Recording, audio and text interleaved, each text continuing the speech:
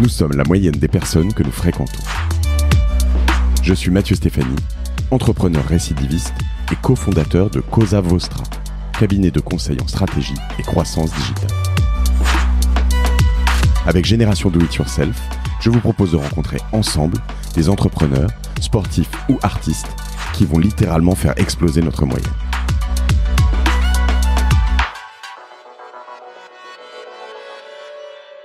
Bonjour à tous, je suis aujourd'hui en compagnie de Geoffroy Bragadir. Bonjour Geoffroy. Bonjour Mathieu. Geoffroy, est-ce que je peux te demander de te présenter ? Écoute, avec plaisir. Je vais raconter d'où je viens. Moi, j'ai été d'abord consultant quelques années, histoire de le temps de trouver ma voie. Ensuite, j'ai été entrepreneur une petite dizaine d'années. Et puis, je suis passé, comme on dit, du côté obscur de la force, c'est-à-dire du côté des financiers. Mais où j'ai emporté avec moi un certain nombre de choses que j'avais quand j'étais entrepreneur, notamment la passion de l'entreprise et le côté un peu proche des opérations.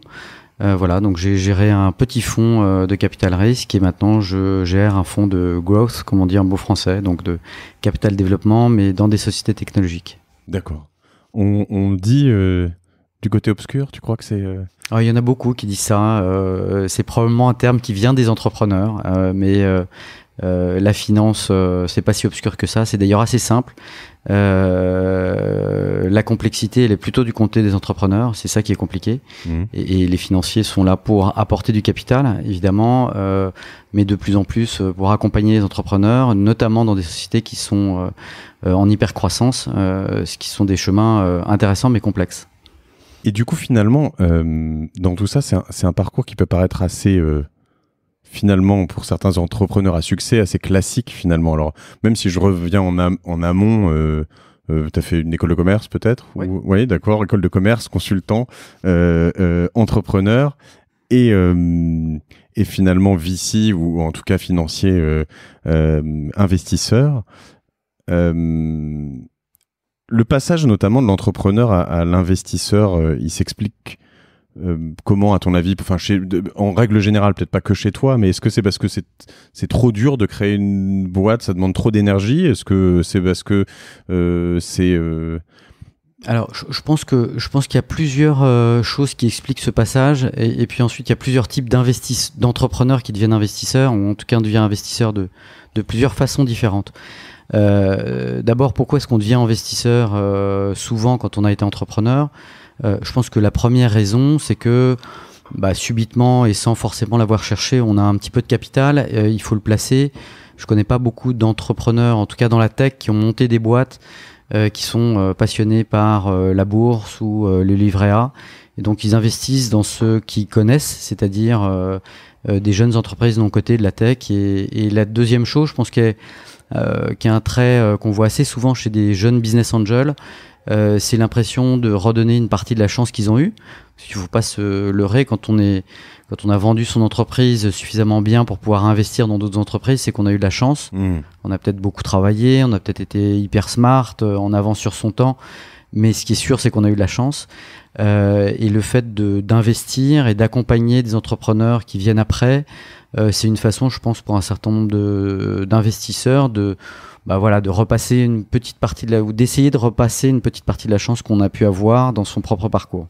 D'accord. Une fois n'est pas coutume, c'est moi qui suis allé un peu plus vite que la musique, parce que normalement je pose ces questions un peu plus tard. L'idée qui m'a vraiment donné envie de t'inviter, donc on se retrouve finalement associé dans une start-up et qu'on n'a pas encore annoncé, donc n'en parlons pas maintenant, mais voilà, que j'ai cofondé. Et quand on s'est parlé le jour où on a signé tout ça, tu m'as raconté un petit peu ton parcours et notamment cette approche où tu as créé une boîte que tu as rachetée, c'est ça, et revendue. Alors, non, pas exactement. Que tu as vendu, racheté, revendu, non pardon. Alors, c'est pas exactement, mais effectivement, il y a eu des tout petits retours. D'abord, j'ai créé une première boîte en 98 pendant que j'étais consultant. D'accord. 98, c'est la libéralisation du marché des télécoms. C'est quand même quelque chose de dingue qui arrive, un marché qui se libéralise. Et il se trouvait que je n'étais pas bien malin, je travaillais comme consultant dans les télécoms et je me dis tiens, il va se passer quelque chose. Et donc j'ai créé une première boîte pour aider des PME à choisir leur facture téléphonique. Et en créant cette première boîte, pendant que j'étais consultant et sans démissionner de mon job, j'ai fait beaucoup d'erreurs. J'ai accumulé beaucoup d'erreurs dans une première boîte, ce qui fait que ça n'a pas marché du tout et qu'au bout d'un an et demi, j'ai laissé tomber. Et j'ai démissionné de mon job pour en créer une deuxième qui faisait exactement la même chose, c'est-à-dire de la comparaison, cette fois-ci pour les particuliers, de tous les services qui pesaient un peu sur le budget des ménages. Donc la téléphonie évidemment, mais aussi le crédit et les assurances. Et cette boîte s'appelait Panoranet. Elle s'est appelée un peu plus tard Empruntis.com quand on a eu suffisamment d'argent pour créer une marque et la pousser un petit peu vers le grand public. Et c'est vrai que donc on a eu cette chance que entre 2000 et 2005 cette société grandisse très vite, devienne rentable, et on a un actionnaire qui assez classiquement en 2005 a voulu sortir, nous a poussé à faire une cession et cette cession s'est transformée en un LBO. Donc pour ceux qui ne sont pas très familiers, c'est une opération où on crée une holding pour racheter sa propre société avec le levier de la dette. Voilà. On reviendra un peu dans le détail tout à l'heure. Ce qui est une opération qui est assez sympathique sur le papier, mais pas toujours complexe, enfin pas toujours simple à vivre. Et ensuite, on a vendu définitivement donc Empruntis, le groupe, en février 2008, donc ce qui était un dernier coup de chance probablement, puisque quelques mois après, c'était la faillite de Lehman Brothers et tout ce qui pouvait toucher de près ou de loin à la finance avait des valorisations qui avaient pas mal baissé. D'accord. Et du coup, si je reviens dans l'ordre, donc t'es consultant dans un gros cab, un truc, une boîte connue Ouais, ça s'appelait Mercer Management Consulting. Maintenant, ça s'appelle Oliver Wyman. Ok. Donc, c'était un cabinet de stratégie anglo-saxon assez classique, américain, où je travaillais sur des problématiques de stratégie prix beaucoup, et un peu dans la banque, un peu dans l'assurance, un peu dans les télécoms. Voilà. Mais c'est intéressant, j'ai l'impression, il y a quand même plusieurs personnes qui sont passées sur ce podcast qui ont eu ce parcours.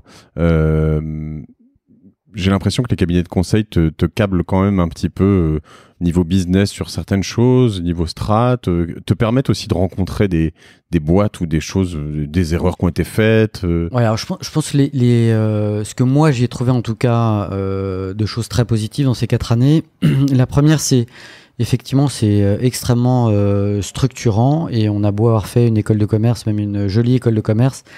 On a en fait une formation assez généraliste et le premier job est souvent assez structurant dans la façon dont on va amorcer sa carrière professionnelle. Moi, j'avais la chance d'être dans un cabinet qui avait des approches assez analytiques. Aujourd'hui, on dirait data-driven. Et donc, on approchait beaucoup de problématiques avec des chiffres. Et ça, c'était dû à l'historique du cabinet qui était comme ça. Et ça apprend une deuxième chose. C'est une vraie école de la rigueur. Les documents sont carrés, les chiffres sont justes, les délais sont respectés et quand on avance assez vite, on est assez rapidement en contact avec des clients de haut niveau, donc on progresse par osmose au contact de cadres très, très expérimentés dans des grands groupes. Et deuxièmement, on est dans un environnement où c'est vrai que les consultants sont souvent très bien formés, viennent de bonnes écoles, donc un environnement qui est intellectuellement stimulant. Voilà, et donc tout ça c'est très intéressant. Moi, mon constat, c'était qu'il fallait en sortir vite, parce que si on n'en sortait pas vite, on pouvait assez rapidement se faire piéger à la fois par l'intérêt et par la rémunération. Et je me voyais pas faire 6 ans, 7 ans, 8 ans de conseil jusqu'à devenir partenaire et gérer le côté politique inévitable pour arriver jusqu'à des niveaux de décision. J'étais probablement un peu pressé, donc j'ai quitté le conseil pour monter ma propre entreprise. Et j'ai 2 questions là-dessus. Du coup, d'une part, c'est quand même difficile de le quitter parce que je veux dire, en effet, il y a cette espèce de... Alors déjà, on parle de rémunération, de prison dorée, en fait, qu'on retrouve aujourd'hui toujours dans ces cabinets, aussi dans les GAFA, par exemple. J'ai quelques amis proches, voire très proches, qui bossent chez Google, chez Facebook, chez LinkedIn, qui finalement que ce soit en termes de salaire, de stock, etc., sont retenus et peuvent pas forcément bouger. Enfin, ils peuvent, mais c'est une prison dorée. Donc, pouvoir faire ça, c'est quand même quelque part autour de toi, on doit te dire, tu fais un peu n'importe quoi, non? Écoute, moi il se trouve que je me suis marié consultant avec effectivement un très bon salaire et j'ai annoncé à ma femme un an après que j'allais diviser mon salaire par 4 pour monter une boîte. Elle m'a dit je trouve ça génial et donc tu vois, avoir le soutien de ses proches, c'est effectivement hyper important. Elle travaillait à l'époque, elle gagnait très bien sa vie, elle a fait bouillir la marmite pendant un certain temps à la maison. Et heureusement. Combien de temps? Jusqu'à ce qu'on soit rentable et qu'on s'autorise à s'augmenter un peu plus de 3 000 euros, qui était notre salaire mensuel, et 2, à se le payer tous les mois. Donc pendant 3 années pleines, ouais, mon salaire était indécent, très bas, et heureusement que ma femme était là, alors pour la partie salariale, mais surtout pour le soutien intellectuel, parce que quand on démarre from scratch, tous les entrepreneurs qui sont passés par là le savent, c'est quand même des moments à la fois d'excitation et de doute intenses, et il faut quand même du temps avant d'être suffisamment rassuré pour se dire que ce qu'on a créé a un tout petit peu d'inertie et que ça va pas mourir tout de suite. Voilà. Et nous, il a fallu, c'est ça, 3 ans pour qu'on soit rentable, avec des cash flows positifs, ce qui était pour moi absolument essentiel parce que je sais pas comment font pour vivre sereinement beaucoup d'entrepreneurs aujourd'hui qui développent leur boîte avec beaucoup de pertes tranquillou, mais moi j'avais besoin pour ma tranquillité de me dire que l'entreprise gagnait de l'argent et qu'on pouvait utiliser cet argent pour continuer à la développer. J'ai en effet, je partage ça avec toi, rencontré récemment quelqu'un qui me parlait de sa boîte qui était à moins 3 millions sur son compte et qui était sur le point, qui d'ailleurs s'est planté depuis, hein, mais qui était très très très tranquille en fait. Et j'ai eu du mal à comprendre comment tu dors la nuit en fait. Mais ouais, alors c'est vrai que moi tout ça m'est arrivé, cette histoire d'entrepreneuriat entre 2000 et 2008. C'était pas la même époque, il y avait moins d'entrepreneurs, c'était pas à la mode. Le financement n'était pas aussi abondant, c'était une époque différente. Ouais. Je sais pas s'il était plus facile, plus dur ou pas, je pense qu'il n'y a pas de comparaison à faire, mais en tout cas c'était une époque différente. L'écosystème était beaucoup moins développé, l'argent était très peu abondant, il y avait quelques fonds qui soutenaient des startups dites internet à l'époque. D'ailleurs la plupart de ces fonds ont disparu aujourd'hui, c'est assez marrant, mais il en reste plus. Voilà, et on a bien fait d'être rentable parce que la période 2003, même 2001, 2006, il n'y avait pas beaucoup de financement sur le marché. Oui, moi j'ai créé ma première boîte en 2005, c'était le désert total, c'était compliqué. Et l'autre question que j'avais là-dessus, alors déjà comment tu crées une boîte en étant consultant, parce que généralement tu bosses quand même énormément dans ces boîtes-là, et après, c'était 2 questions en une, mais pourquoi tu te dis une fois que tu l'as planté, je vais tout quitter et recommencer? Je crois que la réponse elle est exactement dans ta question. C'est qu'une des raisons pour lesquelles je me suis planté, c'est que c'est impossible de travailler 70 heures par semaine en étant consultant, de garder un petit peu de temps pour sa vie autre, genre ta femme et tes amis, et en même temps monter une boîte. Et que monter une boîte, c'est un projet qui demande du temps. Et qui demande de l'intensité. Et donc, quand j'ai vu que ça s'est planté et que le sujet de la comparaison des services était là et que le média Internet nous permettait d'aller vers les particuliers de manière un peu plus simple, je me suis dit, si je veux le refaire, il faut que je prenne le temps pour ça. Et si je veux prendre le temps pour ça, je peux pas avoir 2 jobs à la fois. Et donc on s'est fait, pendant 6 mois, on a travaillé un petit peu en temps masqué, pendant qu'on était chacun dans nos boîtes, puisqu'on était 4 fondateurs au départ. D'accord. Et ensuite, en mars 2000, on a créé la boîte avec un tour d'amorçage directement à la fondation de la boîte de 4,5 millions de francs. Donc je précise, hein, donc ça fait un peu moins d'euros. Et ce qui nous a permis de développer le produit jusqu'à la première levée de fonds en octobre 2000, donc assez rapidement après. de 10 millions de francs. Donc au total, on a levé 1,7 million. En euros. Mais en euros, voilà, cette fois-ci. Mais effectivement, on n'aurait pas pu faire ça, ce premier chemin, si on avait continué à avoir des jobs ailleurs. Et d'ailleurs, mais ça, les entrepreneurs le savent, hein, c'est un engagement qui est de 120%, 130%. Et même quand on quitte le boulot, on a souvent les choses qui continuent à tourner dans la tête et on a un peu de mal à partir en vacances. Et le premier stade de création d'une société est souvent très intense.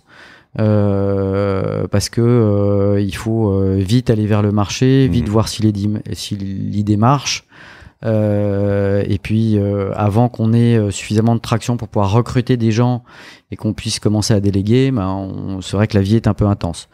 Et puis ensuite, on croit qu'elle va être moins intense, et puis elle est toujours aussi intense, mais sur d'autres sujets. Ça, c'est vrai que ce dont on se rend compte, ce que je vis et ce que tu as vécu, c'est vraiment quelque chose d'assez incroyable.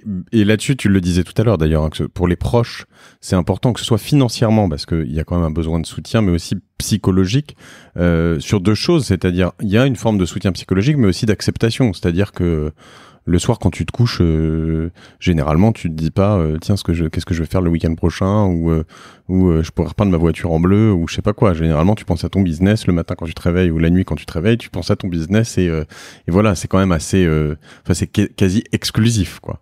Ouais, c'est vrai que les entrepreneurs sont souvent des gens qui sont passionnés. Il y a peu d'entrepreneurs qui arrivent à avoir une vie équilibrée. Il faut bien dire les choses. On a aujourd'hui un peu une image d'Épinal de l'entrepreneur qui est le mec super smart, courageux, qui sait tout faire, etc. La réalité, c'est que il y en a beaucoup qui souffrent de solitude, de fatigue, dont la santé se détériore, parce que c'est extrêmement prenant, c'est monopolisant, c'est fatigant pour l'entourage parce que on est souvent un peu obsessionnel. Voilà. Et alors quand on a la chance de faire partie de la petite fraction qui a des succès un peu rapides, je dirais tout peut s'arranger. Et encore, je compte pas le nombre d'entrepreneurs qui ont divorcé après avoir vendu leur boîte. Voilà, donc il faut être conscient. Ou d'entrepreneuse, hein, d'ailleurs. Ça marche. Ou d'entrepreneuse, oui. Alors, entrepreneur est dans ma bouche, c'est un mot unisexe. Oui, je le précise, ouais. Et voilà, donc, c'est pour les entrepreneurs qui nous écoutent, on sait que c'est dur et il faut faire attention à prendre le temps quand même de faire attention à sa santé et à l'équilibre de sa vie. Et pour ceux qui veulent se lancer, il faut être conscient quand même que c'est extraordinairement prenant. Ouais. Et engageant aussi sur l'autre côté, on en a parlé, mais financièrement, où on vit quand même des moments très éprouvants et très difficiles sur lesquels il faut savoir faire le dos rond. Et du coup, donc le premier nom d'Empruntis était Panoranet. Voilà, c'était Panoranet. Alors Panoranet, on a eu, moi je décris souvent mon aventure d'entrepreneur comme des successions de coups de chance. Un des premiers coups de chance qu'on a eu, c'est que voilà, on lève un peu d'argent en 2000, donc 10 millions de francs, ça fait pas beaucoup d'argent. On fait à l'époque comme toutes les startups, on va voir une agence de pub, on leur dit qu'avec ça on peut avoir une exposition vers le grand public, etc. Et on tombe sur un type extraordinaire qui nous dit écoutez, moi j'ai aucun problème à vous claquer 5 millions de francs, mais je pense que ça sert à rien. Toutes les startups font ça en ce moment. C'était qui, tu te souviens? Oui, c'est Guillaume Panot à l'époque chez FCB NetBrand. D'accord, un type extraordinaire. Et qui nous dit moi ce que je vous conseille c'est de pas dépenser votre argent, en tout cas pas pour faire de la pub, parce qu'aujourd'hui toutes les startups font ça. Et on construit pas une marque en une ou deux campagnes de pub pendant un an, et donc dans un an vous aurez pas plus de notoriété qu'aujourd'hui, vous aurez plus d'argent. Et donc on est retourné au bureau, on se dit qu'est-ce qu'on fait avec notre levée de fonds? On s'est dit du coup on va investir dans de la techno plutôt que d'investir dans de la pub, et on a créé quelque chose qui était incroyable à l'époque. On a créé le fait que notre service puisse s'inclure en marque blanche dans d'autres sites sans avoir à redévelopper des pages. Alors là aussi, ça fait un peu préhistorique, mais à l'époque, si on voulait inclure le service de quelqu'un d'autre dans son site web, on redéveloppait une page. Et nous, on a inventé un système qui permettait de se plugger en marque blanche de manière simple. Et donc, on était se plugger. On appelait des iframes, c'est pas ça, non? Alors, les iframes, c'était encore après. Oui. C'était la techno novatrice, effectivement, les iframes. Et donc, nous, on allait se plugger en marque blanche dans tous les sites qui, justement, dépensaient beaucoup d'argent. Et encore une fois, il faut se remettre à l'époque 2000-2001. C'était l'époque où si on voulait réserver une campagne de pub, par exemple, sur des portières de taxi, il y avait 6 mois d'attente. La part de voix était devenue hyper chère. C'était la première bulle Internet en France et tous les réseaux de communication étaient complètement saturés. Il y avait très peu de réseaux sociaux. Donc, c'était les cadeaux traditionnels qui étaient engorgés.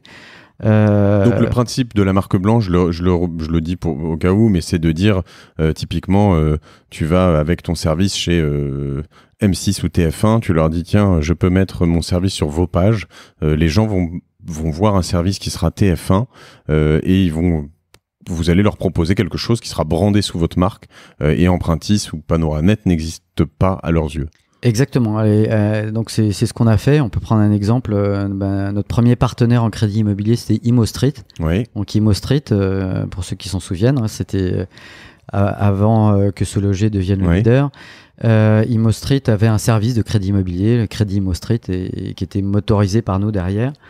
Et comme à l'époque les business models étaient encore à inventer, on avait dit à tous nos partenaires chez qui on était en marque blanche, si jamais on fait du business chez vous, on vous rétrocédera après une part de commission. Donc ce qui n'existe plus du tout aujourd'hui, parce qu'aujourd'hui on achète des leads généralement. Ouais. Après c'est une fois que tu as gagné, parce que une fois que j'ai gagné et que j'étais payé par mon partenaire banquier ou assureur, ce qui m'a permis d'avoir un BFR intéressant et de devenir rentable assez vite. Et une fois qu'on a été devenu rentable en 2003, on a créé notre marque grand public, donc Empruntis.com, où là on est allé vers le grand public avec nos services de comparaison de crédit et d'assurance sous notre propre marque. Et puis ça arrivait à un moment où beaucoup de startups essayaient de se recentrer sur leur cœur de métier et ne voulaient plus de la marque blanche, mais préféraient faire appel à des spécialistes de services, donc ça tombait très bien. Donc on revient d'un business de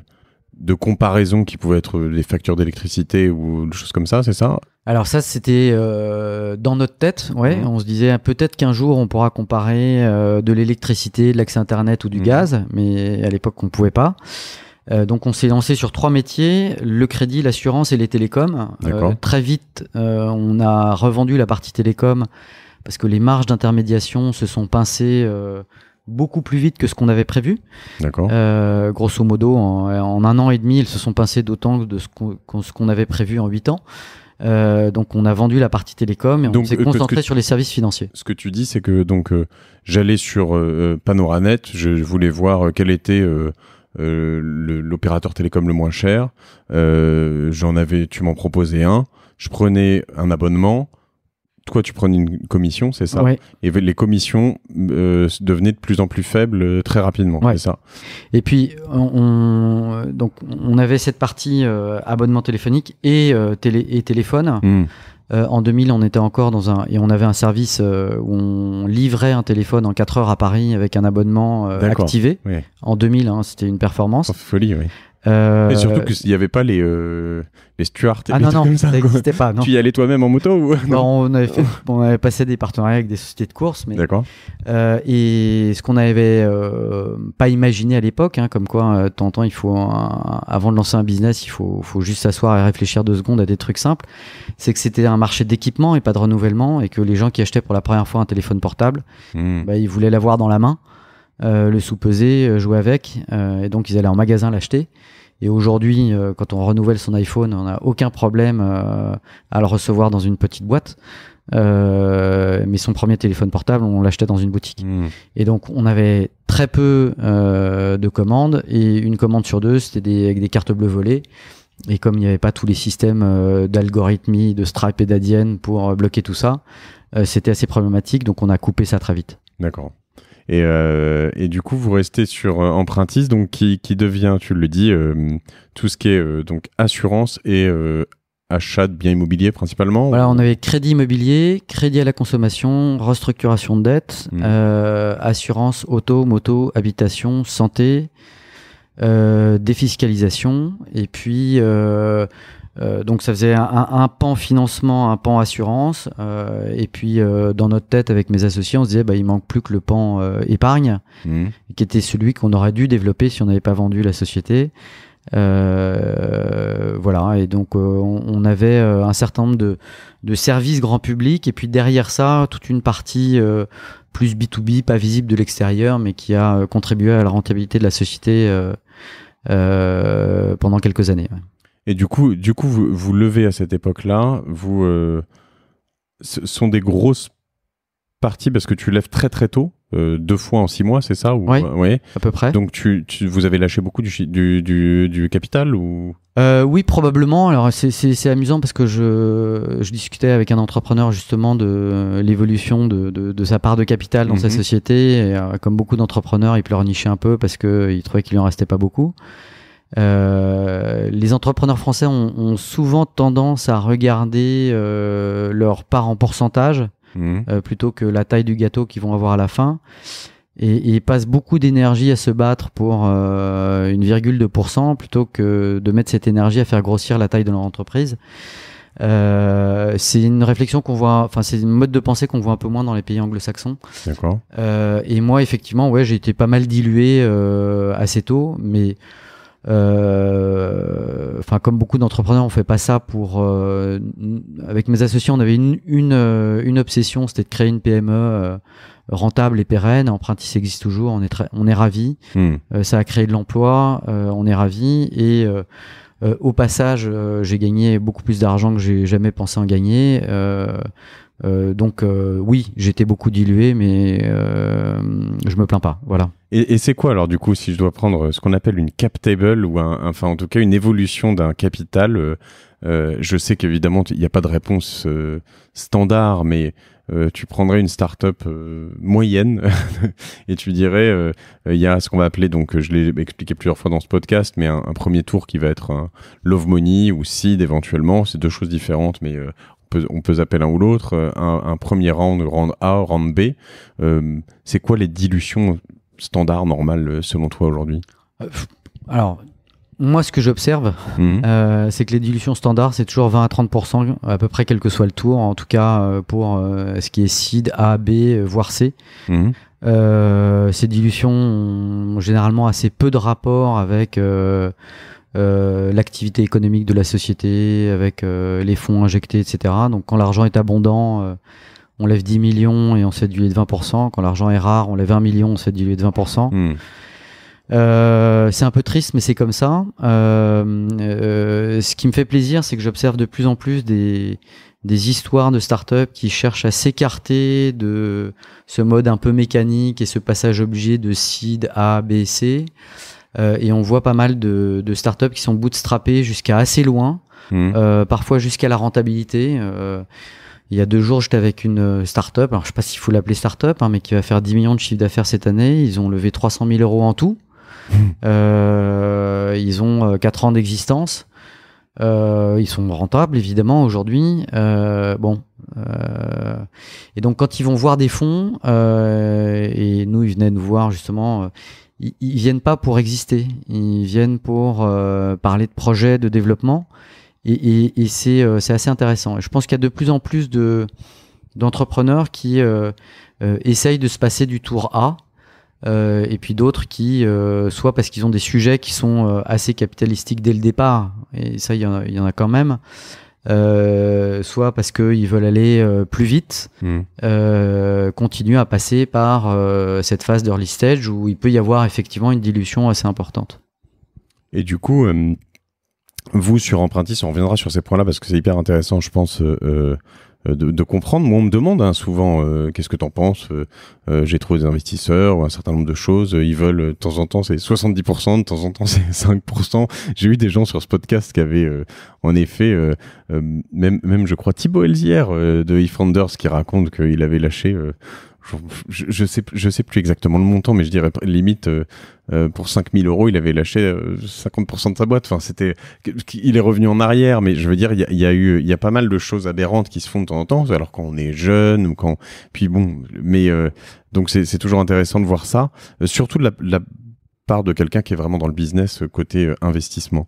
Mais pour revenir sur Empruntis, du coup, vous étiez 4 dès le début, vous êtes resté 4 jusqu'au bout? Non, on est assez rapidement devenu 3.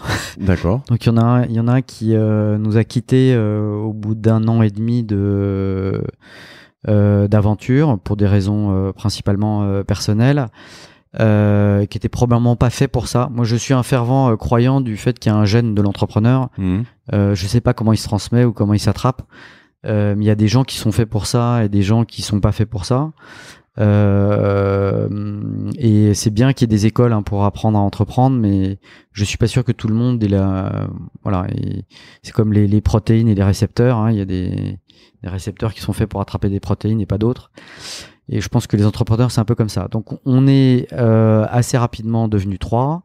On a valorisé une partie des parts de celui qui est parti et récupéré l'autre partie au nominal. D'accord. Ça, c'est juste une petite parenthèse pour dire se séparer d'un founder, c'est pas grave, ça arrive à plein de gens. Et on peut se développer quand même. Donc, il faut pas le vivre comme une grande prise, il faut juste prendre le problème et le traiter. Ça peut être vite traumatisant. Ouais. C'est souvent traumatisant pour les founders qui restent de se dire tout va s'écrouler. La réalité, c'est que on est quand même tous remplaçables et que on peut pas s'acheter du temps, on peut pas s'acheter du capital en plus, mais s'acheter des ressources, c'est tout à fait possible. Et des gens talentueux et travailleurs, il y en a partout. Voilà. Alors c'est pas pour ça que c'est de moins en moins, c'est compliqué. C'est pas pour ça que c'est facile de trouver un équivalent co-founder. Je reprends ce que je viens de dire. C'est pas qu'il y a de moins en moins de gens talentueux et travailleurs, c'est qu'il y en a de moins en moins de disponibles ou facilement trouvables. Mais ouais, enfin, il faut les payer. Mathieu, les générations se renouvellent. Oui, bien sûr. Chaque génération, il y a une nouvelle vague qui est mise sur le marché. Il y en a plutôt plus qu'avant, en vrai. Ouais. Bon, encore une fois, dans la promo de mon école, en 2000, on devait être 5 ou 6 entrepreneurs. Et là, quand on regarde les stats, ils sont presque 30% à se déclarer vouloir être entrepreneur. Alors, quelques années après, il n'y en aura peut-être pas autant, mais en tout cas, il y en a beaucoup. Ce que je veux dire, c'est que je remarque une chose, j'en ai certainement déjà parlé ici, mais une des choses que je vis depuis que je travaille actuellement, c'est une forme sur un certain nombre de métiers, d'ingénierie ou de digital, même de bizdev, de gens qui ont, en tout cas, on est dans une situation de plein emploi, chose où il y a 5 ans, 6 ans, 10 ans, ce qui était dur, c'était d'aller chercher du business. Aujourd'hui, ce qui est dur, c'est pas tant d'aller chercher du business, c'est de bien l'exécuter, c'est d'avoir des bonnes personnes, qu'on se fait piquer dans tous les sens, alors qu'on va retenir par d'autres moyens, une entreprise cool, peut-être des parts de capital, des choses comme ça. Mais les choses changent là-dessus. Et en l'occurrence, du coup, faut savoir gérer ce changement de paradigme. Ouais, les ressources, c'est un sujet qui se tend, évidemment. Alors, moi, je suis quand même souvent assez optimiste, et donc je vois le verre à moitié plein. Je me dis que la situation est quand même vachement plus cool à Paris qu'elle l'est à San Francisco, oui. Où là, c'est un enfer, où le moindre développeur, codeur débutant est à $120 000, et pour 122 000, il vous quitte du jour au lendemain. Pour $2 000 de plus, on n'est pas du tout dans cette situation-là à Paris. On a quand même globalement des gens qui sont bien formés, de plus en plus de gens qui ont de l'expérience, ce qui compte, parce que encore une fois, il n'y a pas très longtemps, quand on cherchait un directeur marketing dans le digital, il y avait juste personne qui avait l'expérience de ça. C'est vrai, c'est vrai. Aujourd'hui, il y en a plein, voilà. Et puis il faut regarder un petit peu plus loin que Paris. Il y a plein de villes qui sont assez dynamiques sur le digital en France, avec des super profils et qui sont peut-être un petit peu moins compétitifs qu'à Paris et plus faciles à retenir. On a, en ce qui nous concerne, ouvert un bureau à Bordeaux et en effet, on a des développeurs et chefs de projet qui sont aussi en remote et qui travaillent de chez eux, qui doivent venir au bureau 1-2 fois par mois. Mais en effet, je pense qu'il faut savoir ouvrir un peu des nouveaux modes de travail également. Si on revient donc sur Empruntis, vous vous séparez de ce founder. Donc, tu disais en rachetant une partie des parts en nominal, il garde quelque part ou... Non, on pense que à partir du moment où lui ou un autre, hein, que si un founder décide de partir, surtout assez tôt, il faut savoir rétribuer le travail qu'il a fait en valorisant une partie de ses parts et puis que le capital puisse être remis en jeu pour recruter quelqu'un d'autre, pour incentiver des équipes. D'accord. Voilà, et c'est bien de prévoir tout ça au départ dans un pacte d'associés. Très tôt dans la création de la société, même quand on s'associe avec des gens très proches, il faut prévoir. Surtout quand on s'associe avec des gens très proches. Comme dans un contrat de mariage, les cas les pires. Aujourd'hui, il y a plein de pactes qui circulent. Alors toi, t'es investisseur, donc on peut le dire peut-être. Tu m'en as parlé dans Captain Contrat. Ouais, par exemple. Captain Contrat, par exemple. Donc disons-le, petit instant. Non, mais je veux dire, il y a des endroits où les choses sont bien faites là-dessus. Excusez-moi, je savais pas si je pouvais le balancer comme ça. Donc, c'est intéressant de pouvoir le faire parce que c'est vrai qu'on a quand même souvent une tendance, même nous qui l'avons fait plusieurs fois encore, à faire les choses un peu à l'arrache sur un pacte en disant on verra ça plus tard. Et puis quand on voit ça plus tard, on le voit jamais souvent. Voilà, donc c'est avoir un pacte un peu standard, c'est très simple. Bon, tu sais, t'as Captain Contrat, mais disclaimer, je suis actionnaire indirect, viens de mes fonds dans Captain Contrat. D'accord. Mais il y a Captain Contrat permet d'avoir un certain nombre de modèles de documents juridiques et de faire valider ça par un avocat, ce qui me semble quand même relativement important. Pour pas très cher. Pour moins cher que si on fait tout faire par un avocat en direct. C'est important de passer par un avocat toujours parce que notamment il permet souvent de faire comprendre aux fondateurs l'importance de ce document et les tenants et les aboutissants, ce qui n'est pas forcément évident à la première lecture d'un document comme ça.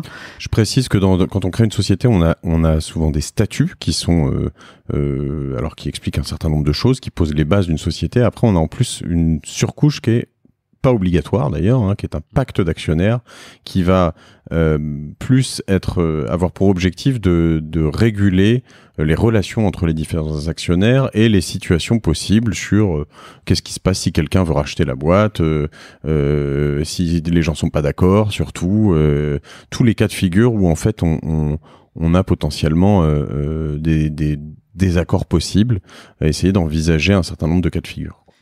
Oui, et le pacte, c'est typiquement le document qu'on n'ouvre jamais quand tout va bien et qu'on est content d'avoir quand on a une situation de tension ou de désalignement d'intérêts. Parce que quand le pacte est bien écrit, il est réglé par le pacte. Et ça ne veut pas dire qu'on va appliquer le pacte à la lettre, mais comme on a à minima une sorte de juge de paix qui est ce qui est écrit dans le pacte, ça permet de se mettre autour d'une table et de discuter, de trouver une solution. La difficulté quand tu crées une entreprise, c'est de se dire ce pacte, en fait, tu peux y passer 2 mois dessus, alors que en fait, tu as envie d'aller dans le business directement aussi. Ouais, mais alors justement, il y a un certain nombre de modèles qui sont déjà écrits. Le Galion, par exemple, propose un certain nombre de modèles. Il y a des clauses qui sont relativement standards. Donc, en tout cas, quand on est juste entre associés, personnes physiques, il faut aller relativement vite et prendre un document un peu standard.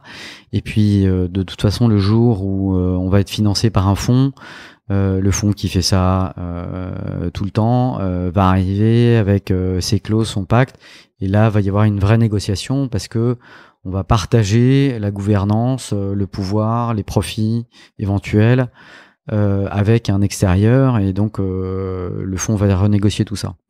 Revenons alors si tu veux bien sur ton histoire et empruntis parce que j'aimerais arriver à comprendre, je crois que j'ai jamais eu sur ce podcast de personnes qui a fait de LBO. J'ai appris aussi récemment ce qu'on appelle un OBO que je connaissais pas, le Owner Buyout, on en parlera peut-être, mais je trouve ces mécanismes assez fascinants. Donc votre fonds, en fait, au bout d'un moment, donc vous avez été rentable. Donc pour voilà, on est rentable en mars 2003, en avril 2003, donc 3 ans pile poil. 3 ans, voilà, 3 ans et 1 mois. D'accord. Après la création de la société, il se trouve que au bout de 5 ans, on s'amuse à ressortir le document qu'on avait montré à la fondation de la société. Donc notre business plan quinquennal et qu'on est mieux en marge, mieux en chiffre d'affaires, mieux en trésor, etc. C'est exceptionnel parce que généralement on survend un peu. Ouais, bon là on avait totalement survendu et notre chiffre d'affaires, notre marge, on l'avait fait dans des endroits totalement inattendus, mais bon au global on était mieux. Et notre fonds qui était là depuis 5 ans, qui était pêché à l'industrie, nous dit voilà, moi j'ai fait mon temps. Est-ce que vous pouvez me trouver une solution de sortie? Là, on est en 2005. Et là, on est en 2005 et donc on prend une banque d'affaires et on cherche un acheteur, on en trouve un qui nous propose un montant en millions à 2 chiffres relativement important. Et puis ça dure. Et puis comme l'acheteur en question était dans une organisation matricielle, à chaque fois qu'on voyait une personne, il fallait voir tous les gens qui étaient connectés à lui. Et donc c'est un peu long, puis à chaque nouvelle réunion on perd 1 million de valo, donc on commence à être un peu fatigué et la banque d'affaires nous dit on va faire un coup classique pour accélérer la prise de décision de ce potentiel acheteur, on va faire croire qu'on fait un LBO. Donc on va écrire à tous les fonds français et européens en disant qu'on fait un LBO et puis ça va forcément leur revenir aux oreilles. Donc ils vont se dire qu'ils sont en compétition et ils vont se presser. Et ce qu'on n'avait pas mesuré, c'est que alors que l'acheteur nous proposait X, les fonds de LBO nous ont répondu quasiment dans la semaine que eux, ça les intéressait à 2X. Donc on s'est quand même penché plus sérieusement sur l'option LBO. Et moi, j'avais vu ça que sur le papier pendant mes cours en école. Je me suis dit, tiens, c'est marrant, je vais gagner le même argent que si je vendais toute ma boîte, mais pourtant j'aurais plus de capital dans l'option LBO que j'en ai aujourd'hui. Donc je vais augmenter ma part en capital et je vais gagner plus d'argent. Je peux remettre ça à ma sauce, que tu me dises un peu si j'ai bien compris. En gros, l'idée, c'est que tu as une boîte, tu vas la vendre, alors je veux dire 100, voilà. Donc tu te la vends à toi-même, enfin tu empruntes à toi-même, en gros. Hein. Ouais. Donc tu te payes quelque chose, tu payes évidemment le sortant qui est le fonds qui était là, donc lui il paye, il sort, salut, au revoir. Vous reprenez 100% du capital, c'est ça ? Alors là, il se trouve qu'on avait un nouveau fonds qui arrivait, qui reprenait une partie du capital. Nous, on récupère en cash 40% de nos actions et les 60% remontent dans la société du dessus qui rachète celle d'en dessous. D'accord. Et c'est ça qui permet donc les 100 sont faits, on va dire, pour simplifier les trucs, 33 le nouveau fonds qui arrive, 33 de la dette, et 33 qu'on rapporte nos actions. Donc tout ça fait 100, et avec ces 100, on rachète la société qui est en dessous et on paye les gens qui sont en dessous. J'ai comme ça, pour l'expliquer encore autrement, une copine qui était, je vais pas dire vous comment, parce qu'on pourra l'identifier facilement, mais dont les parents avaient un centre Leclerc. Je devrais pas dû citer d'ailleurs, un gros centre commercial, et qui lui ont revendu. Et donc, du coup, elle est fille unique. Du coup, en rachetant en centre Leclerc de ses parents, grâce à l'argent de l'achat, ses parents lui ont donné l'apport pour pouvoir racheter le centre Leclerc, et elle sera l'unique héritière du centre Leclerc. Donc finalement, c'est finalement le même type de mécanisme. Ouais, le LBO est un outil qui est souvent utilisé dans les mécanismes de transmission. Nous, c'était l'occasion, de faire un peu de cash out. Pour nous fondateurs et de poursuivre l'aventure avec un nouveau fonds en faisant sortir l'ancien. Et si tu perds donc, dans l'optique où tu perds? Alors, je vais y arriver parce que le LBO s'est pas déroulé comme il aurait dû exactement sur le papier. Donc ce que j'avais oublié en me faisant ma réflexion magique sur je gagne plus d'argent, j'ai plus de capital, c'est qu'au passage on prenait de la dette et qu'on prenait quelque chose entre 32 et 38 millions de dettes. Ce qui fait qu'il fallait qu'on rembourse 5,9 millions d'euros chaque année de dette. Et à l'époque, on avait 6 millions de free cash flow, donc il fallait pas qu'il nous arrive beaucoup de bricoles. Donc la société gagnait net 6 millions d'euros, tu devais rembourser net 6 millions d'euros, en gros. En gros, c'est ça. Ans. Donc tu devais rester à ce niveau-là ou faire plus. Ou faire plus, ce qui était notre plan. Et il se trouve qu'en 2007, le marché de l'immobilier, qui était quand même un des marchés principaux sur lesquels on était adossé, commence à ralentir. Et donc, et deuxièmement, on a des équipes qui sprintent depuis 6 ans et qui sont un peu exsangues, qui sont pas très bien payées, pas très bien structurées parce qu'on n'avait pas de niveau de management intermédiaire. Et donc, on les fait repartir pour un nouveau sprint, mais cette fois-ci avec un sac de pierre sur le dos, puisqu'il faut rembourser de la dette en plus de faire de l'activité. Et donc, on s'aperçoit assez rapidement, quelques mois après le LBO, de concert avec le fonds qui nous avait suivis, que ça allait être compliqué de rembourser la dette et qu'on avait un risque de pas être exactement à la cible à la fin de l'année. Et donc, je reçois pour mission du fonds de structurer la société, chose qu'on n'avait jamais fait. Donc, je recrute un directeur financier, je recrute un directeur marketing, je recrute une DRH et je finis même par recruter un président qui avait l'air vieux puisqu'il avait 45 ans, ce qui est mon âge aujourd'hui. Et vous étiez combien? On était 300. Donc on n'avait pas. Et vous étiez 300 et vous gériez ça avec 3 fondateurs comme ça, un peu. Alors et pire que ça, parce que au moment du LBO, un de mes 2 associés, donc il y avait un CTO et puis un autre manager comme moi, Vincent. Vincent, qui était belge au moment du LBO, est parti retourner s'installer en Belgique et est devenu président du conseil de surveillance et plus opérationnel. Et donc j'étais seul opérationnel dans une boîte qui déjà manquait singulièrement d'encadrement. Donc t'étais directeur général, directeur financier, directeur des ressources humaines, voilà, un peu tout ça à la fois. On a bon, rétrospectivement, c'était une erreur de pas avoir consacré une partie de notre rentabilité à mieux structurer cette société. Elle aurait été peut-être plus armée pour poursuivre son aventure pendant le LBO. Et la deuxième erreur, c'est d'avoir fait un LBO aussi leveragé, c'est-à-dire d'avoir pris autant de dettes, mais qui était la conséquence qu'on ait eu une valorisation aussi élevée. Au moment où on a proposé de faire cette opération-là.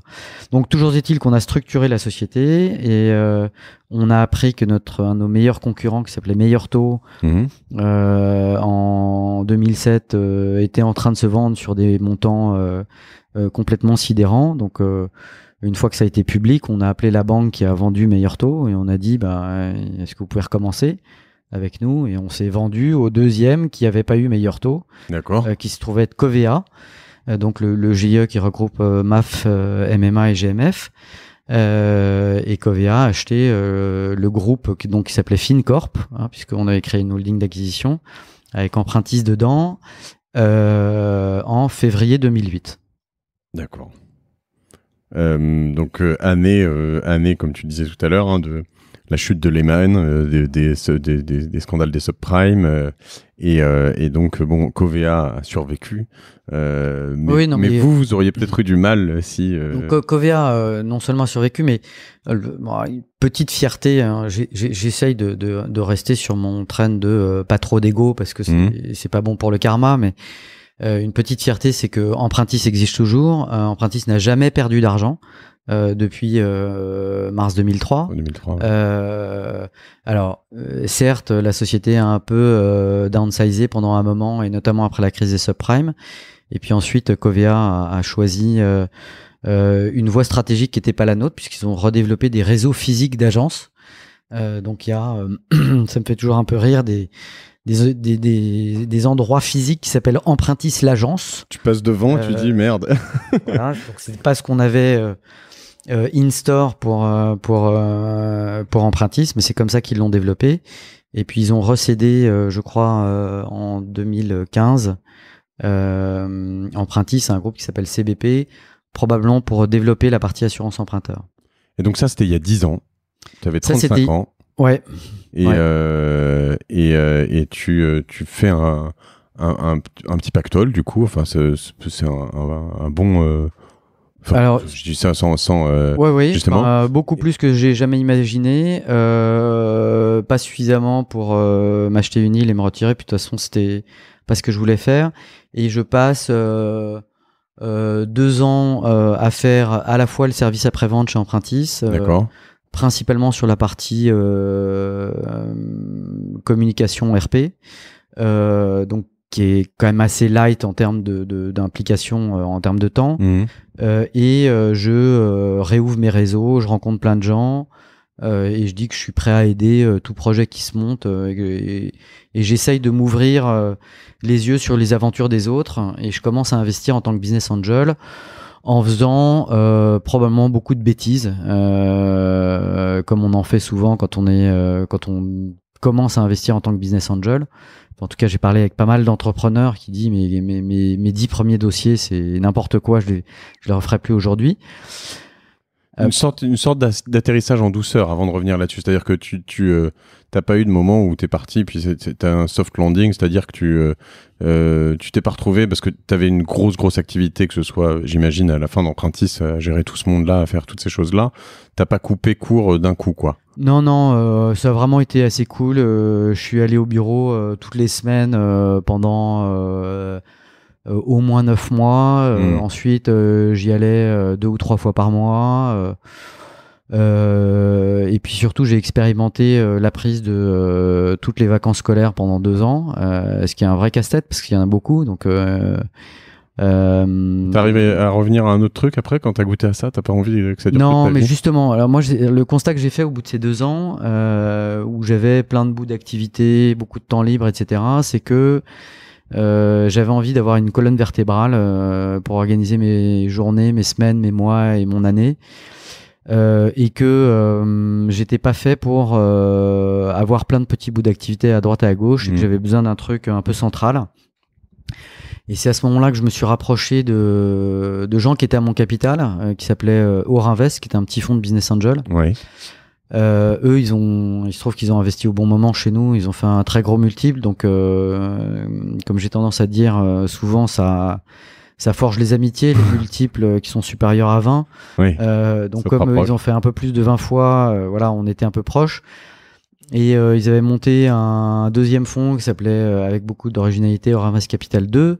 Et puis j'ai cotisé un petit peu à ce fonds-là. Et puis en 2012, ils pensaient à monter Aurinvest Capital 3. Et donc je leur ai dit, bah écoutez, moi je veux bien le monter, m'en occuper, et faire ça sérieusement à temps plein. Voilà, et donc c'est comme ça, en investissant en tant que business angel, puis en participant comme associé, souscripteur d'un fonds, que j'ai commencé à prendre l'investissement. Et puis j'ai monté Aurinvest Capital 3, qui était un tout petit fonds d'early stage tech. Tout petit fonds, on avait 22 millions, ce qui est pas du tout la bonne taille. Où j'ai fini mon apprentissage d'investisseur. Enfin fini, on n'a jamais fini, mais en tout cas développé mon T'as fait encore pas mal de conneries, c'est ce que je veux dire, ou non? J'espère que j'en ai pas fait trop, parce que on espère bien sortir du fonds. Là, on a des jolies participations dans ce fonds-là. Et voilà, en revanche, c'est pas du tout la bonne taille. Ça peut paraître injuste pour beaucoup de gens. Faut pas prendre ça pour une forme d'indécence où Geoffroy est pas du tout sur un nuage. 22 millions pour un fonds, c'est un peu des tailles bâtardes entre guillemets, si je puis dire, parce que finalement, on va chercher soit du tout petit et par multiples impressionnants, c'est-à-dire ce que peuvent faire Xavier Niel avec son fonds, à mettre des tickets à 100 000 euros dans 100 startups par an, quelque chose comme ça, mais ce qui est pas évident. Ou alors on va chercher des gros fonds qui sont plutôt à 150, 200, 300 millions d'euros, ce qui est peut-être plus la norme aujourd'hui, non? Oui, alors, en tout cas, quand on fait de l'early stage, c'est-à-dire de l'investissement relativement tôt dans les sociétés, effectivement, soit il faut avoir une approche un peu statistique comme Kima de Xavier Niel, soit il faut être capable, une fois qu'on investit dans les sociétés, de pouvoir les suivre relativement longtemps. Et pour ça, il faut des poches relativement profondes et du temps. Et c'est vrai que faire de l'early stage avec un petit fonds, en ayant qu'une dizaine ou une quinzaine de lignes, c'est difficile. Et c'est d'autant plus difficile que cette taille de fonds ne permet pas d'avoir une grosse équipe. Pour faire simple, on était 2 sur Invest Capital 3 à plein temps, un analyste et moi. Voilà, c'est pas à 2 qu'on inonde le marché, qu'on est au contact de toutes les bonnes opportunités, etc. Et si je dois revenir juste sur tes 10 premiers investissements en tant que business angel, donc vraiment quelque chose que tu fais de ton côté, un peu en mode bricolage, c'est quoi le ticket moyen du coup, et c'est quoi les erreurs que tu as pu faire et que tu peux nous éviter, si tant est qu'on a... Alors je sais pas si l'expérience de chacun profite aux autres, mais en tout cas je peux dire avec plaisir et humilité les erreurs que moi j'ai faites. D'abord, il y a les boîtes de copains. Ça, c'est tous les copains qui montent des boîtes, et donc comme c'est des copains, on regarde même pas et on met des tickets. Alors moi, je mettais des tickets qui étaient entre 20 000 et 75 000 euros.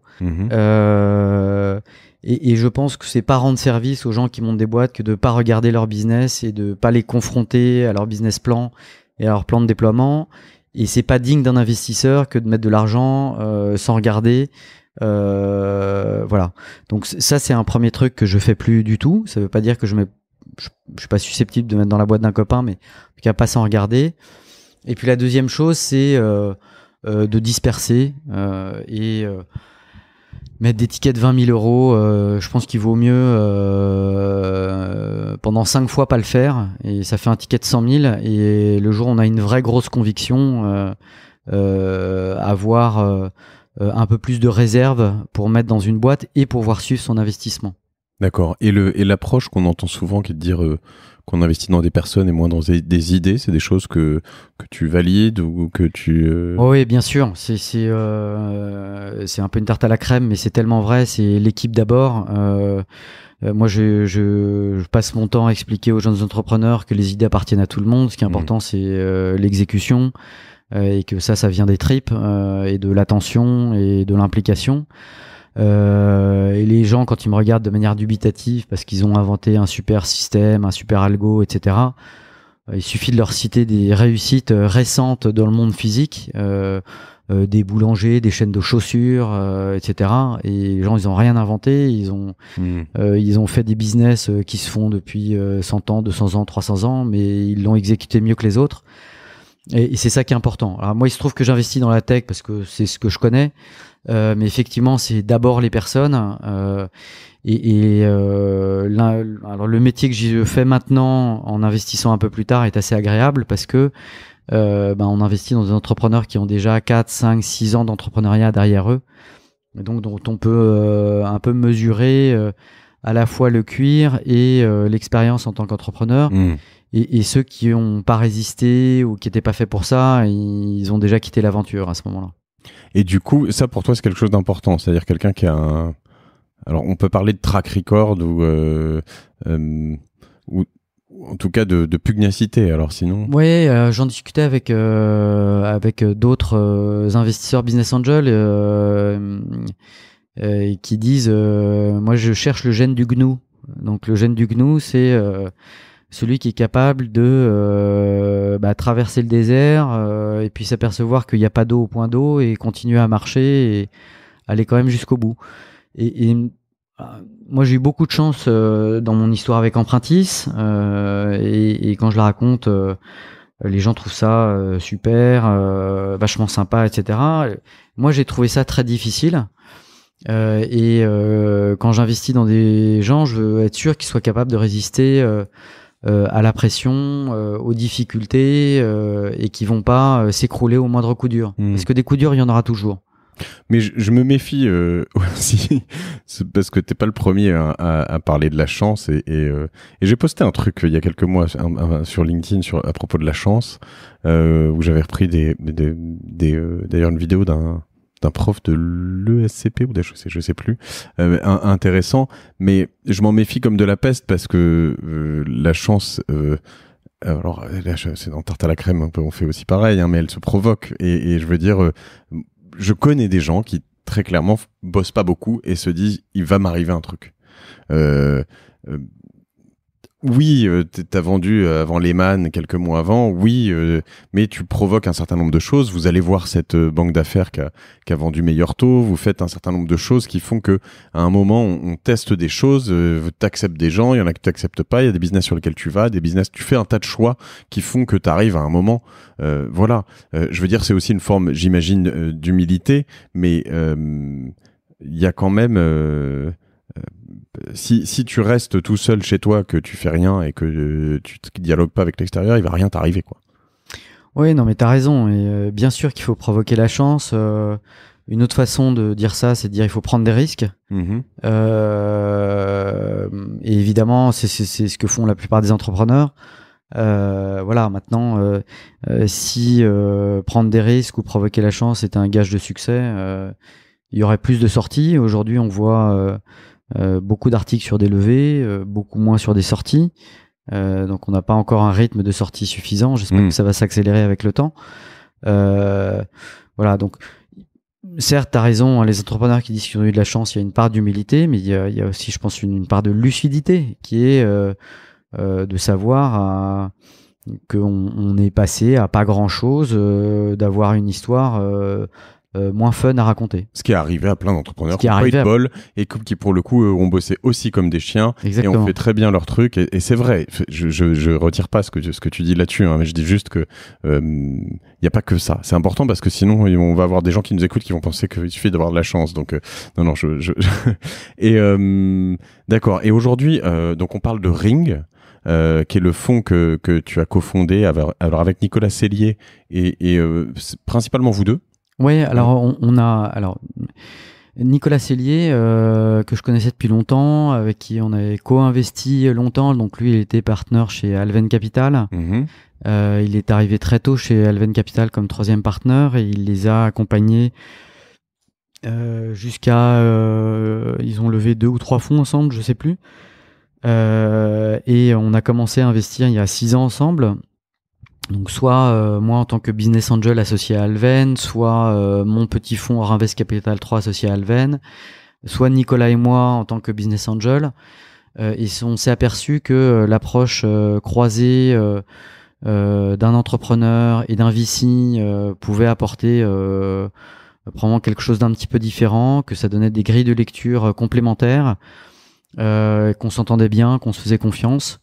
Et donc un jour on s'est dit montons un fonds tous les deux et on a choisi de positionner Ring Capital sur un segment qui est un peu postérieur au fonds d'early stage des VC comme il y en a beaucoup aujourd'hui en France. Et la raison première, là aussi c'était de l'humilité, c'était de dire on voit pas très bien ce qu'on va apporter de violemment différent à l'écosystème. Il y a plein de fonds aujourd'hui qui financent des séries A. Il y a plein d'argent à cet endroit-là. Il y a de plus en plus de gens talentueux et qui travaillent. Et donc, même si on est tous les deux hyper smart, hyper intelligents, hyper sympas, etc., en vrai, on va pas apporter quelque chose de violemment différent. En revanche, on s'est aperçu dans notre expérience d'investisseur en early stage qu'il y a pas mal de sociétés qui sont vendues un peu tôt parce que elles ont été financées par des VC et puis elles ont mis un petit peu plus de temps que prévu pour trouver leur modèle et au bout de 5-6 ans ou 7 ans, quand elles sont enfin prêtes à se lancer dans une aventure de croissance et qu'elles retournent voir leur fonds pour dire ça y est, je suis prêt, là il me faudrait 5-10 millions, elles ont comme réponse d'abord notre fonds il est fini, il faut qu'on le ferme, qu'on récupère l'argent. Et puis il faut qu'on récupère l'argent, donc on va te vendre. Donc on va pas investir et puis on va te vendre parce qu'il faut bien qu'on sorte. Et il n'y a pas tellement de véhicules intermédiaires pour ces sociétés-là. Et puis il y a aussi toutes les sociétés qui n'ont jamais été éligibles au venture capital, soit qu'elles n'étaient pas dans l'écosystème parisien, hype, etc. et donc pas connues. Soit qu'elles avaient des croissances trop lentes pour justifier un investissement en venture, trop lentes voulant dire 30 ou 40% annuels. Un VC s'y retrouve pas. Et pourtant, au bout de 10 ans, ça peut faire des très belles boîtes dans lesquelles nous, on est ravis de se pencher pour savoir s'il faut pas accélérer la croissance. Donc, ce que fait Ring aujourd'hui, c'est d'accompagner des sociétés qui font déjà minimum 5 millions de chiffre d'affaires, qui de préférence sont rentables ou l'ont été ou qui vont pouvoir être rentables après notre première injection de capital et pour les accompagner dans une phase d'accélération de la croissance. Et une autre façon de voir Ring, c'est de nous voir un peu comme le maillon manquant entre le venture et le private equity. Et du coup, alors ça me donne plein de questions là-dessus sur Ring et sur ça peut être perçu. Alors, non, une première chose un peu technique, tu parles de ces fonds qui veulent sortir au bout de 4-5 ans, 5-7 ans, donc revendre. Vous pouvez racheter leur part éventuellement et réinvestir en plus ? Oui, nous, on n'est pas du tout hostile à faire du cash out. Oui. Alors, sur les fonds, effectivement, parce que de temps en temps, les fonds doivent sortir. Donc, c'est une façon de rentrer dans les sociétés, c'est de prendre la place de fonds qui ont pris un certain risque pendant un certain nombre d'années. On n'est pas hostile non plus à faire du cash out à des entrepreneurs parce qu'on pense qu'un entrepreneur qui est sécurisé dans sa vie perso. Donc le cash out, c'est le fait que l'entrepreneur gagne de l'argent, parce que pour être bien clair, quand on fait une levée de fonds, généralement souvent tout l'investissement est injecté dans la boîte, pas dans les poches de son fondateur. Donc l'argent sert à faire des investissements des poches de cash out servent à donner de l'argent aux fondateurs, aux opérationnels, pour qu'ils puissent avoir de l'argent dans leur poche et vivre plus sereinement dans leur vie perso, s'acheter un appart, alimenter leur famille, etc., etc. Donc il y a une forme de sérénité que tu peux apporter en proposant ce genre de... Ouais, on permet à certains entrepreneurs qui travaillent d'arrache-pied depuis 7-8 ans, avec souvent des salaires qui sont pas tout à fait des salaires de marché,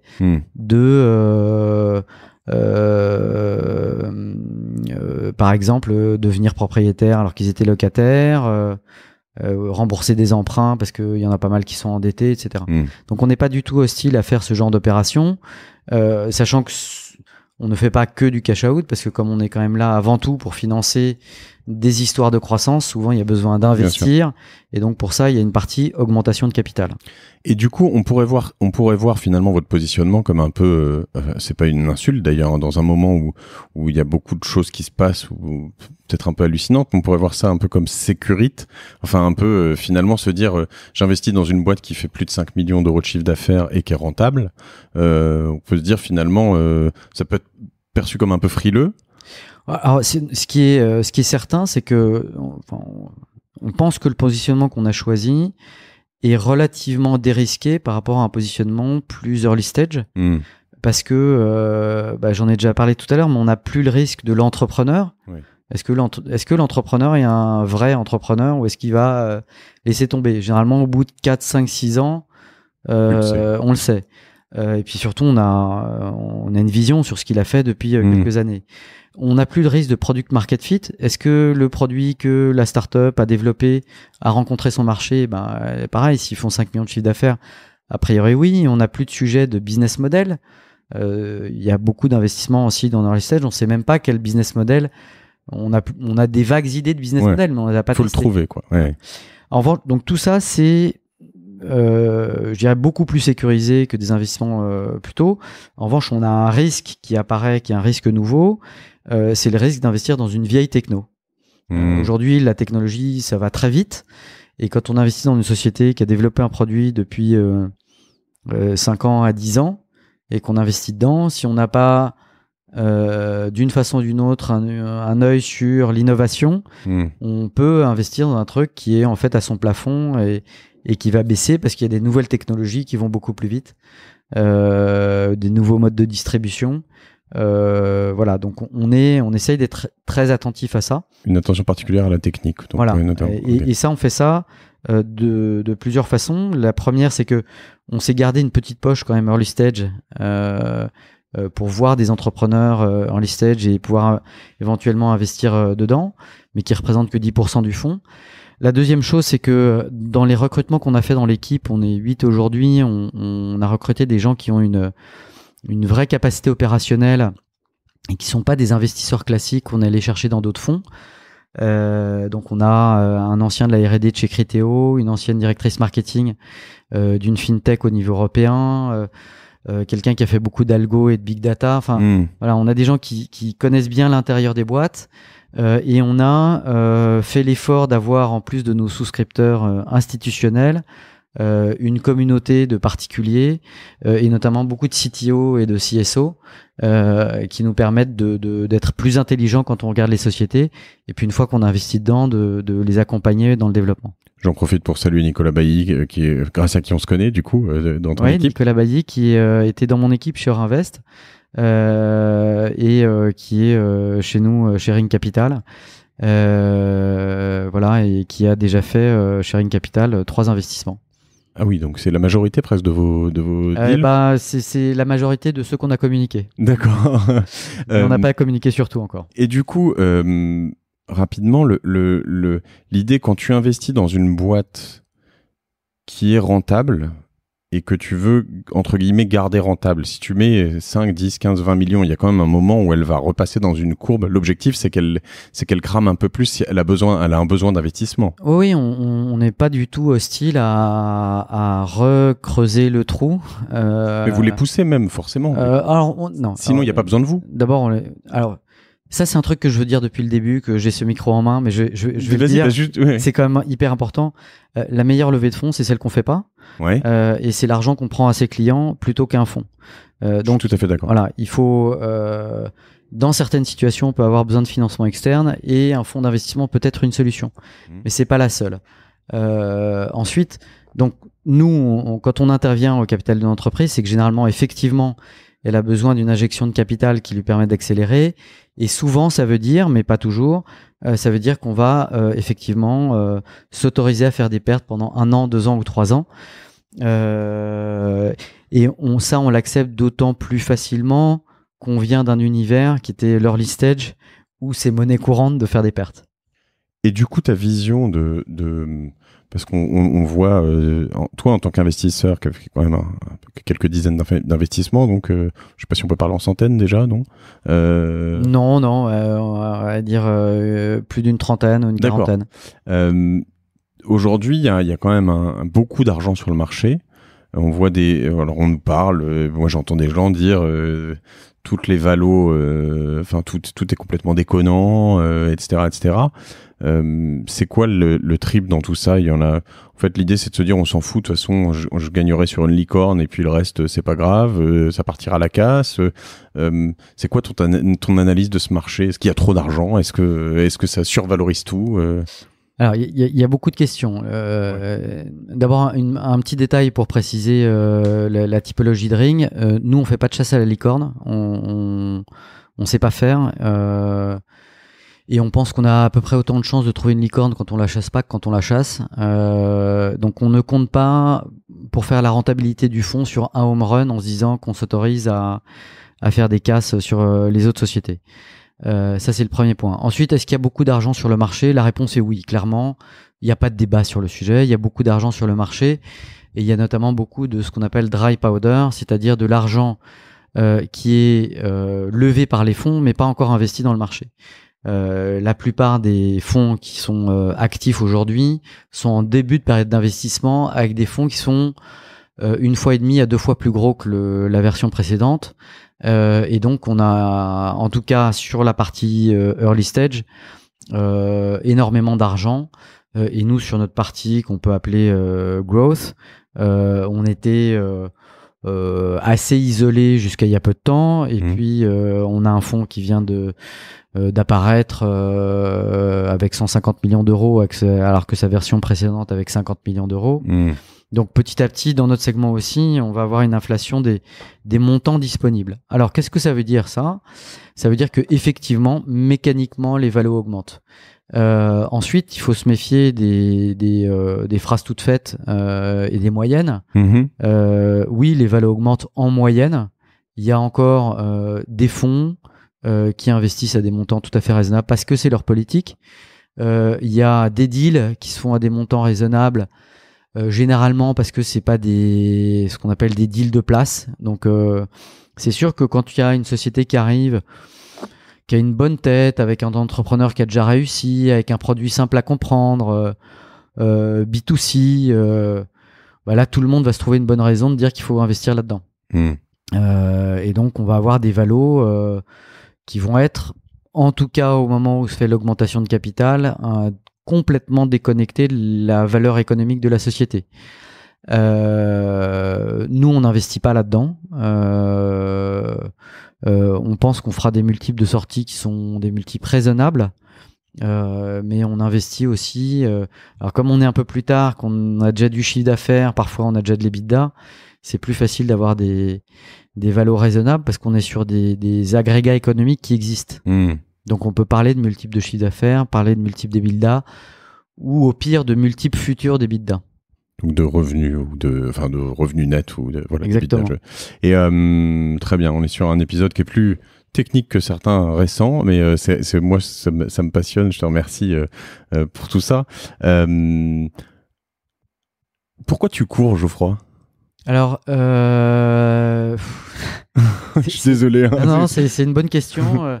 Je me suis fait engueuler il y a pas très longtemps par un kiné qui m'a dit t'es toujours en train de vouloir faire des choses, toujours faire, etc. Donc je me suis posé la question de pourquoi je cours. Je pense qu'il y a une raison relativement simple. Empruntis, ça m'a pris 10 ans. Là, j'ai 45 ans. Je me dis que j'ai pas encore beaucoup de fois où je peux engager 10 à 15 ans dans un projet. Et c'est probablement la dernière.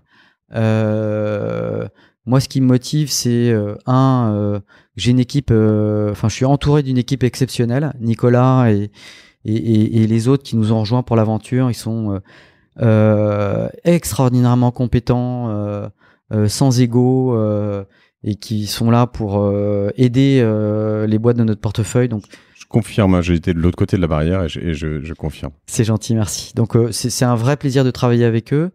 Ensuite, j'ai alors peut-être l'immodestie de penser que ce qu'on fait est important.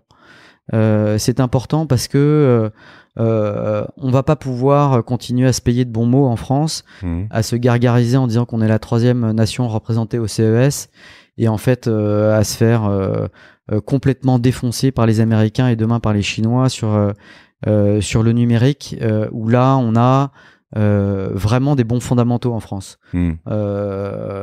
Et si on n'arrive pas à créer un tissu de PME solide en France dans l'économie digitale, voilà, demain on sera une miette de pain dans un océan, et moi je suis un peu chauvin, j'hésite pas à le dire, et j'ai envie qu'on continue à être bon en France, et je pense que ce qu'on fait est important et qu'on contribue à créer un tissu de PME solide sur le numérique.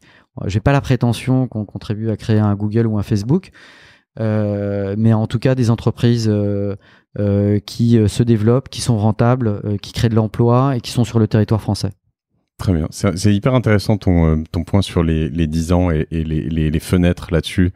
Je vais passer moi un cap l'année prochaine des 40 ans et je me suis rendu compte finalement assez récemment que de 20 à 40 ans ça passe très vite et je me dis mais en fait je vais rentrer dans une phase qui a priori va passer encore plus vite, qui va être de 40 à 60.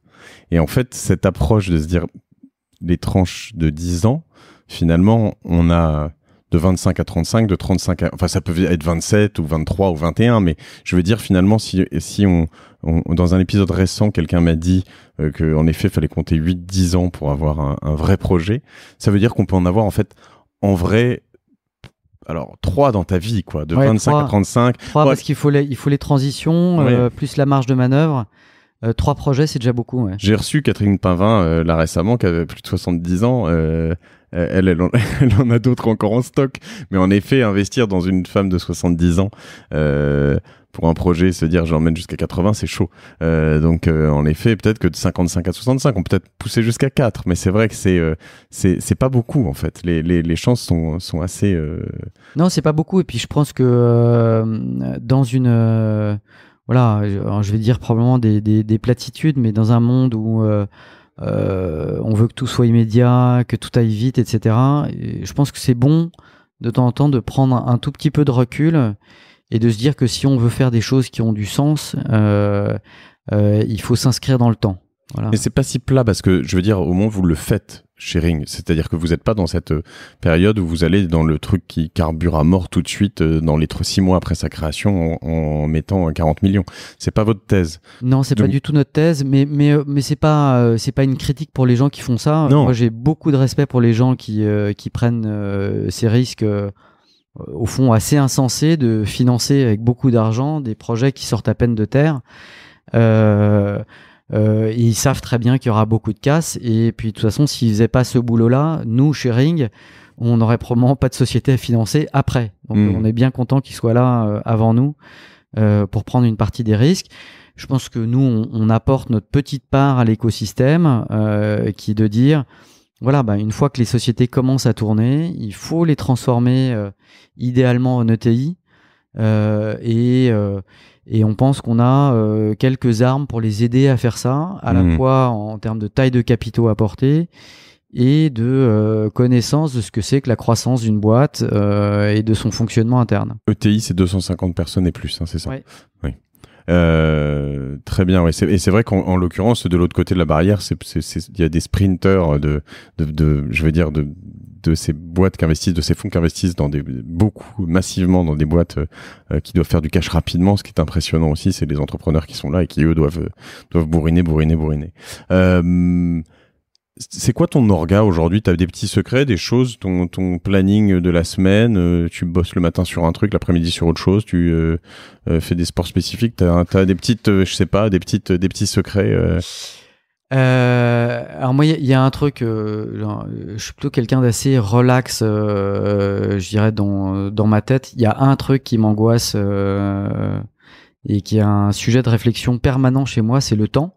Mmh. Et le temps, c'est une matière assez bizarre. On en a une infinité devant soi et on va quand même mourir à un moment ou à un autre. On sait pas très bien quand, mais on a une infinité de temps et pourtant il passe de façon complètement inexorable. Mmh. Et moi, j'arrête pas de me poser la question de savoir comment je peux optimiser le temps. Alors, en avançant dans ma vie, et c'est un sujet sur lequel je travaille pas mal avec les entrepreneurs, optimiser le temps, ça veut pas dire être frénétique. Optimiser le temps, c'est savoir comment on l'alloue de façon efficace pour avoir un équilibre et une harmonie. Et ça veut dire, par exemple, allouer suffisamment de temps pour dormir, ou ça veut dire allouer du temps. Alors, il y a beaucoup de gens qui méditent, c'est la nouvelle mode, mais c'est une façon aussi d'équilibrer son temps, de se dire, il faut qu'il y ait un moment dans la journée où on peut avoir ces pensées qui arrivent librement dans le cerveau. Et donc, moi, je pense beaucoup à ça, à comment est-ce que j'optimise mon temps. Un truc que je fais depuis que j'ai à nouveau une équipe avec beaucoup de bonheur, c'est de me forcer à reconnaître ce pourquoi tous mes collaborateurs sont meilleurs que moi et qui vont faire bien mieux que moi et que j'ai intérêt à leur déléguer plutôt qu'à les faire moi-même. Voilà. Et je pense que tous les managers devraient se dire que leur mission, c'est de réussir à déléguer 100% de ce qu'ils font et de devenir inutile. Voilà. Si je pouvais devenir inutile au sein de mon organisation, c'est que j'aurais tout réussi. C'est mon objectif également. Je commence à devenir de moins en moins utile. Je trouve ça fantastique. Super. Écoute, tout ça est vraiment hyper intéressant. Pour finir, une toute dernière question, Geoffroy. Je te remercie de tout ce temps. Si à ce Geoffroy qui travaillait chez Mercer, alors Mercier, Mercer, oui. Tu pouvais lui balancer un petit conseil là. Tu avais cette opportunité de revenir. 20 ans, c'est facile. On était champion du monde à cette époque-là. Ah oui, enfin, bon, j'ai fait une quantité d'erreurs considérable. Souvent tendance à dire qu'un bon manager, c'est quelqu'un qui fait un peu moins d'erreurs qu'un mauvais manager. Mmh. Donc je pense pas qu'on puisse. Il faut faire des erreurs, il faut avoir des échecs, il faut se prendre des portes. Et donc je reviendrai pas en arrière pour m'éviter tous les cailloux sur lesquels je suis tombé, parce que je pense qu'on est aussi construit des chemins sans issue qu'on a pris, qui nous forcent à revenir en arrière. On est construit des difficultés. Ensuite, oui, probablement pour le coup tout le temps passé à m'angoisser sur des choses qu'aujourd'hui avec le recul je trouve finalement pas très graves. Parce que peut-être qu'en avançant dans la vie, on arrive plus facilement à repérer ce qui est important autour de soi et voilà, on se regroupe autour de l'essentiel. Et du coup, quand on est angoissé, on l'est pour des vraies choses importantes et moins pour des futilités. D'accord. Où est-ce qu'on te suit? On te contacte sur Ring Alors sur Ring, voilà, c'est ringcp.com comme Ring Capital. Je mettrai les liens évidemment. Voilà, je dois avoir un compte Twitter qui est gbragadir. Je suis pas sûr que tout ce que je tweete soit très intelligent, mais en tout cas, c'est une façon de m'attraper. Voilà, et j'essaye de ne pas aller sur d'autres réseaux sociaux, donc ni Instagram ni Facebook. D'accord, ni LinkedIn. Et LinkedIn, si, oui, je suis dessus. J'ai toujours pas très bien compris comment on s'en servait, mais En tout cas, je regarde périodiquement qui me demande en contact. D'accord. Et si je veux que si je rentre dans la thèse ou pas d'ailleurs, peu importe, de Ring, comment le mieux c'est d'envoyer un mail à Mathieu Stéphanie et que je te l'envoie comme ça. Non, t'as des préfiltres. Comment vous avez un faisceau de comment ça se passe? Alors, on est dans on est sur un segment où il n'y a pas tant d'entreprises que ça qui font plus de 5 millions de chiffres d'affaires et qui ont les bons critères de rentabilité et dans la tech. Donc, on a tendance à être assez accueillant et à voir tout le monde qui déjà respecte ses premiers critères. Parce que si ça fait 400 ou 500 sociétés par an, c'est le bout du monde. On n'est pas du tout comme les fonds de seed ou de early stage qui peuvent recevoir 2000 dossiers qui correspondent à la thèse d'investissement. Ouais. Donc nous, on est assez ouvert, on voit tout le monde. Voilà. Il y a un bon truchement, c'est Mathieu, effectivement. Et puis sinon par le site ou à mon adresse directement, c'est très simple. Et on essaye, parce que les stars, c'est quand même les entrepreneurs, c'est eux qui sont occupés, donc on essaye de répondre à tout le monde, toujours dans 8 jours maximum, quel que soit le moment de l'année, sauf 15 jours d'août où on est fermé. Mais sinon, on répond à tout le monde sur notre intérêt a priori sur un dossier. Ok, bon bah écoute, je te remercie 1000 fois pour ce temps. Bravo pour tout ça. Je trouve ça très enrichissant aussi, ces histoires de LBO et on s'en inspirera pour d'autres choses. Merci Geoffroy. Et puis pour tous ceux qui sont encore là, vous avez écouté un épisode cette fois, je le disais, assez finalement technique parce que jusqu'au bout on est allé dans des petits retranchements qui doivent pas te sembler non plus très denses pour toi, mais en l'occurrence on a appris beaucoup. N'hésitez pas à noter le podcast 5 étoiles, à le partager surtout. J'ai vraiment besoin de vous pour le faire connaître. C'est comme ça qu'on en parle le mieux. Partager sur Twitter, sur LinkedIn, sur Facebook. Voilà. À très bientôt, Geoffroy. À bientôt. Merci Mathieu. Salut.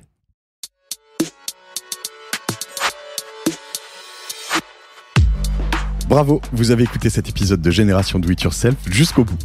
Merci de le partager à 2 personnes autour de vous, d'inscrire de force vos amis au podcast sur leur smartphone et de mettre une note 5 étoiles avec un gentil commentaire. Ça m'aide énormément pour ressortir dans les classements. Aussi, si vous me laissez votre email sur gdiy.fr, je vous enverrai l'épisode de la semaine ainsi que 2-3 bons plans. Pour finir, n'oubliez pas que si vous avez des besoins en accompagnement digital, toute l'équipe de Cosa Vostra va vous bichonner comme il se doit si vous nous écrivez sur contact@cosavostra.com. Je suis Mathieu Stéphanie et je vous embrasse.